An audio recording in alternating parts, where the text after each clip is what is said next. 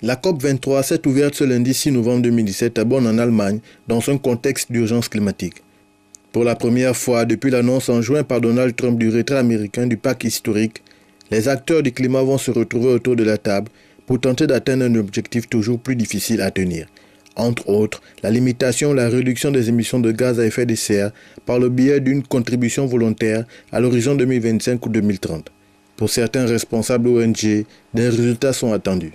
Donc qu'est-ce qu'on attend de ce sommet? D'une part, c'est peut-être que c'est l'ensemble de la planète qui est en jeu, c'est l'ensemble de l'humanité, et que si on ne prend pas les décisions tous ensemble, et en particulier tous les pays les plus industrialisés et les pays émergents, on va à une catastrophe. Et malheureusement, on sait bien que dans ces cas-là, ceux qui payent toujours, ce sont les plus pauvres. Disons, cet objectif, s'il est tenu, serait une bonne chose. Maintenant, est-ce que les principaux pollueurs vont les tenir, ces objectifs? C'est là le vrai problème.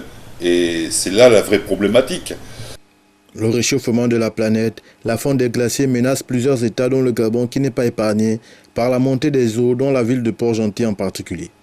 On sait qu'il y a déjà des îles qui commencent à disparaître, donc la montée des eaux existe. Et même chez nous, à Port-Gentil, la montée des eaux est présente. Même si nous, peut-être, nos élus locaux ne veulent pas en prendre conscience, la montée des eaux existe.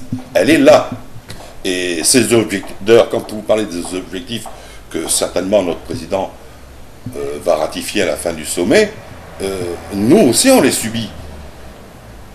Donc il est important que tous les pays du monde en prennent conscience, et pas que quelques pays, et surtout les plus pollueurs.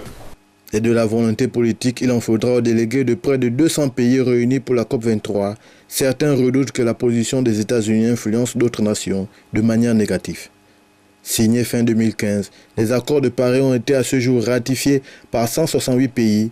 Ces États se sont engagés à réduire les émissions de CO2 pour maintenir le réchauffement climatique sous la barre de 2 degrés Celsius par rapport au niveau d'avant la révolution industrielle.